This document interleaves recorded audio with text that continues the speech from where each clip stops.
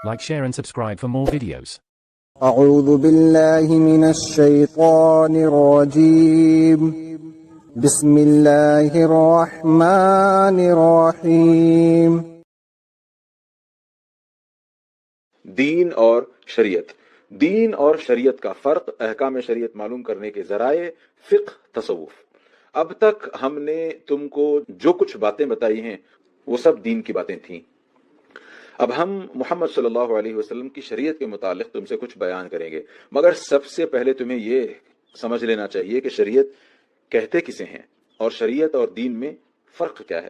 دین اور شریعت کا فرق پچھلے ابواب میں تم کو بتایا جا چکا ہے کہ تمام انبیاء دین اسلام ہی کی تعلیم دیتے چلے آئے ہیں، اور دین اسلام یہ ہے کہ تم اللہ کی ذات و صفات اور آخرت کی جزا و سزا پر اس طرح ایمان لاؤ جس طرح اللہ کے سچے پیغمبروں نے تعلیم دی ہے۔ اللہ کی کتابوں کو مانو اور تمام من مانے طریقے چھوڑ کر اسی طریقے کو حق سمجھو جس کی طرف ان کتابوں میں رہنمائی کی گئی ہے۔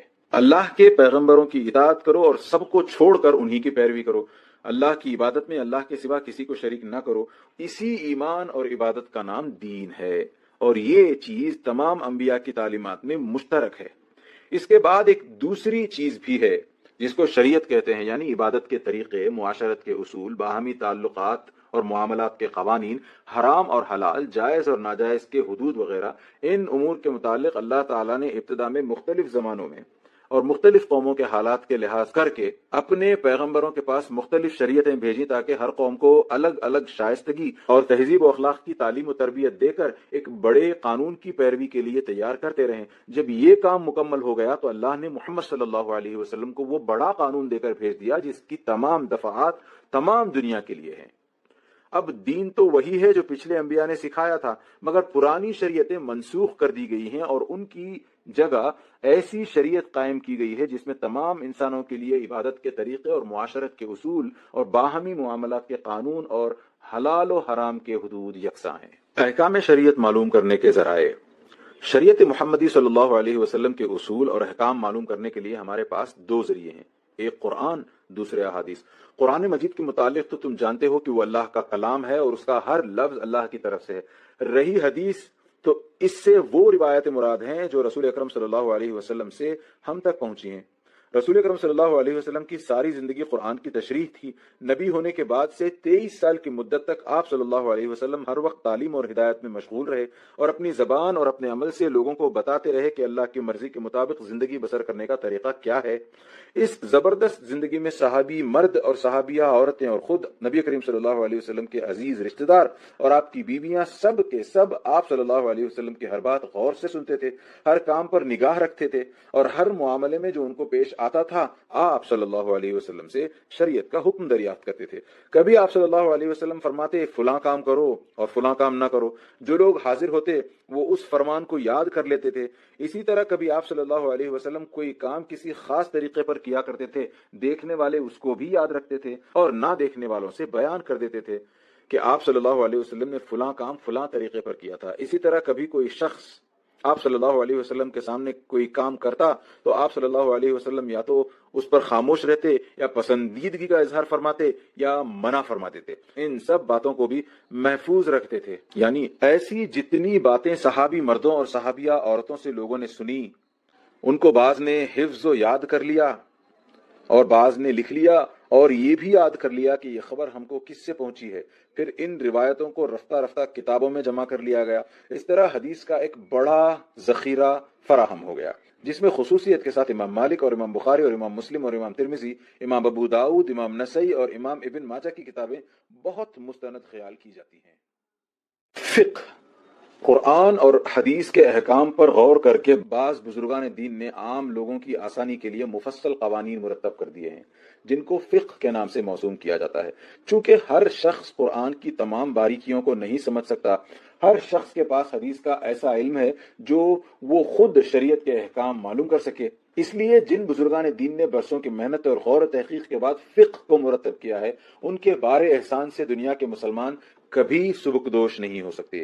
یہ انہی کی محنتوں کا نتیجہ ہے کہ آج کروڑوں مسلمان بغیر کسی زحمت کے شریعت کی پیروی کر رہے ہیں، اور کسی کو رسول صلی اللہ علیہ وسلم اور خدا کے احکام معلوم کرنے میں دقت پیش نہیں آتی۔ ابتدا میں بہت سے بزرگوں نے فقہ کو اپنے اپنے طریقے پر مرتب کیا تھا، مگر رفتہ رفتہ 4 فقہیں دنیا میں باقی رہ گئیں، اور آج دنیا کے مسلمان زیادہ تر انہی کی پیروی کرتے ہیں۔ 1، امام ابو حنیفہ رحمہ اللہ کی فقہ، جس کی ترتیب میں امام ابو یوسف اور امام محمد اور امام ظفر اور ویسے ہی چند اور بڑے بڑے علماء کا مشورہ بھی شامل تھا، اسے فقہ حنفی کہا جاتا ہے۔ 2، امام مالک کی فقہ، یہ فقہ مالکی کے نام سے مشہور ہے۔ امام شافعی کی فقہ، یہ فقہ شافعی کہلاتی ہے۔ امام احمد بن حنبل کی فقہ، اس کو فقہ حنبلی کہتے ہیں۔ یہ چاروں فقہیں رسول اکرم صلی اللہ علیہ وسلم کے بعد 200 برس کے اندر اندر مرتب ہو گئیں۔ ان میں جو اختلافات پائے جاتے ہیں وہ بالکل قدرتی اختلافات ہیں۔ چند آدمی جب کسی معاملے کی تحقیق کرتے ہیں تو کسی بات کو سمجھنے کی کوشش کرتے ہیں، تو ان کی تحقیق اور سمجھ میں تھوڑا بہت اختلاف ضرور ہوتا ہے، لیکن چونکہ یہ سب حق پسند اور نیک نیت اور مسلمانوں کے خیر خواہ بزرگ تھے، اس لیے تمام مسلمان ان چاروں فقہوں کو برحق مانتے ہیں۔ البتہ یہ ظاہر ہے کہ ایک معاملے میں ایک ہی طریقے کی پیروی کی جاتی ہے، 4 مختلف طریقوں کی پیروی نہیں کی جاتی۔ ان کے علاوہ علماء کا ایک ایسا گروہ بھی ہے جو یہ کہتا ہے کہ کسی خاص فقہ کی پیروی کرنے کی ضرورت نہیں ہے۔ علم رکھنے والے آدمی کو براہ راست قرآن اور احادیث سے احکام معلوم کرنے چاہیے، اور جو علم نہ رکھتے ہوں انہیں چاہیے کہ جس عالم پر بھی ان کا اطمینان ہو اس کی پیروی کریں۔ یہ لوگ اہل حدیث کہلاتے ہیں، اور اوپر کے 4 گروہوں کی طرح یہ بھی حق پر ہیں۔ شریعت کے اصول، تم اپنی حالت پر غور کرو گے تو تم کو معلوم ہوگا کہ دنیا میں تم بہت سی قوتیں لے کر آئے ہو، اور ہر قوت کا تقاضا یہ ہے کہ اس سے کام لیا جائے۔ تم میں عقل ہے، ارادہ ہے، خواہش ہے، بینائی ہے، سماعت ہے، ذائقہ ہے، ہاتھ پاؤں کی طاقت ہے، نفرت اور غضب ہے، شوق اور محبت ہے، خوف اور لالچ ہے۔ ان میں سے کوئی چیز بھی بیکار نہیں۔ ہر چیز تم کو اس لیے دی گئی ہے کہ تم کو اس کی ضرورت ہے۔ دنیا میں تمہاری زندگی اور زندگی کی کامیابی اسی پر موقوف ہے کہ تمہاری طبیعت اور فطرت جو کچھ مانگتی ہے اس کو پورا کرو، اور یہ اسی وقت ہو سکتا ہے جب کہ تم ان تمام قوتوں سے کام لو جو اللہ نے تم کو دی ہیں۔ پھر تم دیکھو گے کہ جتنی قوتیں تمہارے اندر رکھی گئی ہیں ان سب سے کام لینے کے ذرائع بھی تم کو دیے گئے ہیں۔ سب سے پہلے تو خود تمہارا اپنا جسم ہے جس میں تمام ضروری آلات موجود ہیں۔ اس کے بعد تمہارے گرد و پیش کی دنیا ہے جس میں ہر طرح کے بے شمار ذرائع پھیلے ہوئے ہیں۔ تمہاری مدد کے لیے خود تمہاری اپنی جنس کے انسان موجود ہیں۔ تمہاری خدمت کے لیے جانور ہیں اور نباتات ہیں اور جمادات ہیں، زمین اور پانی اور ہوا اور حرارت اور روشنی اور ایسی ہی بے حد و حساب چیزیں ہیں۔ اللہ نے ان سب کو اسی لیے پیدا کیا ہے کہ تم ان سے کام لو اور زندگی بسر کرنے میں ان سے مدد حاصل کرو۔ اب ایک دوسری حیثیت سے دیکھو، تم کو جو قوتیں دی گئی ہیں وہ فائدے کے لیے دی گئی ہیں، نقصان کے لیے نہیں دی گئی۔ ان کے استعمال کی صحیح صورت وہی ہو سکتی ہے جس سے صرف فائدہ ہو اور نقصان یا تو بالکل نہ ہو، یا اگر ہو بھی تو کم سے کم جو ناگزیر ہو۔ اس کے سوا جتنی صورتیں ہیں عقل کہتی ہے وہ سب غلط ہونی چاہیے۔ مثلا اگر تم کوئی ایسا کام کرو جس سے خود تم کو نقصان پہنچے تو یہ بھی غلطی ہوگی۔ اگر تم اپنی کسی قوت سے ایسا کام لو جس سے دوسرے انسانوں کو نقصان پہنچے تو یہ بھی غلطی ہوگی۔ اگر تم کسی قوت کو اس طرح استعمال کرو کہ جو وسائل تمہیں دیے گئے ہیں وہ فضول ضائع ہوں تو یہ بھی غلطی ہوگی۔ تمہاری عقل خود بھی اس بات کی گواہی دے سکتی ہے کہ نقصان خواہ کسی قسم کا ہو بچنے کے لائق چیز ہے، اور اس کو اگر گوارا کیا جا سکتا ہے تو صرف اسی صورت میں جبکہ اس سے بچنا یا تو ممکن ہی نہ ہو یا اس کے مقابلے میں کوئی بہت بڑا فائدہ ہو۔ اس کے بعد اور آگے بڑھو۔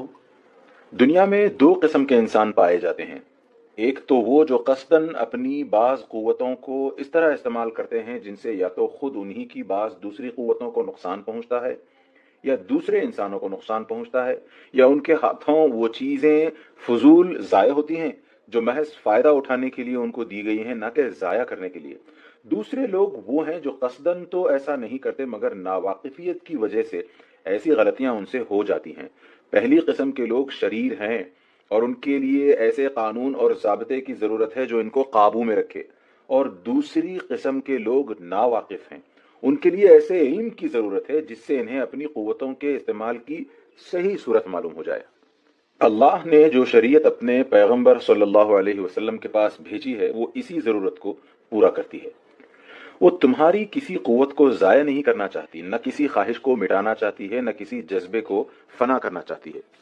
وہ تم سے نہیں کہتی کہ دنیا کو چھوڑ دو، جنگلوں اور پہاڑوں میں جا کر رہو، بھوکے مرو اور ننگے پھرو، نفس کشی کر کے اپنے آپ کو تکلیفوں میں ڈالو اور دنیا میں راحت و آسائش کو اپنے اوپر حرام کر لو۔ ہرگز نہیں۔ یہ خدا کی بنائی ہوئی شریعت ہے، اور خدا وہی ہے جس نے یہ دنیا انسان کے لیے بنائی ہے۔ وہ اپنے اس کارخانے کو مٹانا اور بے رونق کرنا کیسے پسند کرے گا؟ اس نے انسان کے اندر کوئی قوت بیکار یا بے ضرورت نہیں رکھی ہے۔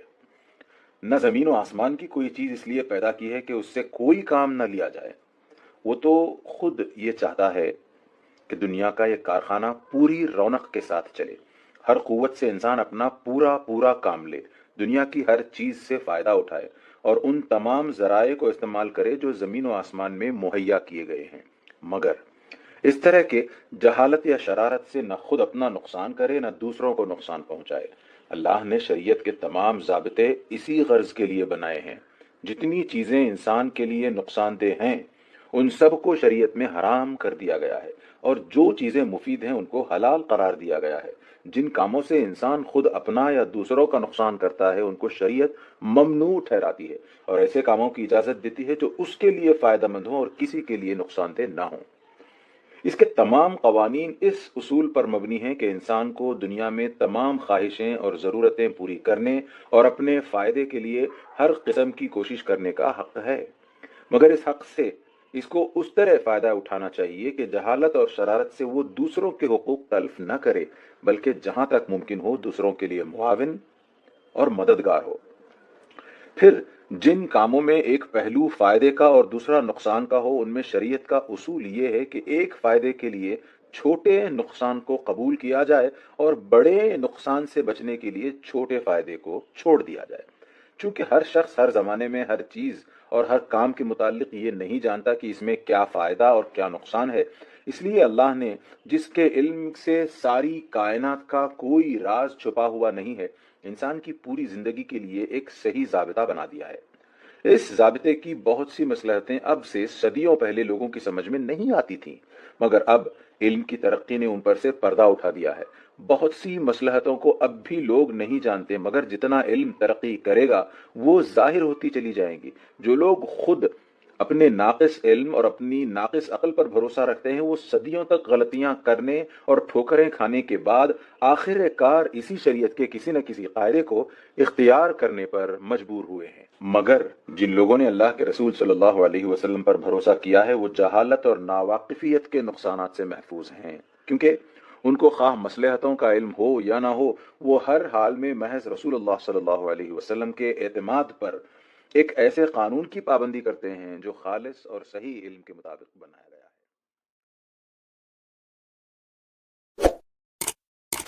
Like, share and subscribe for more videos.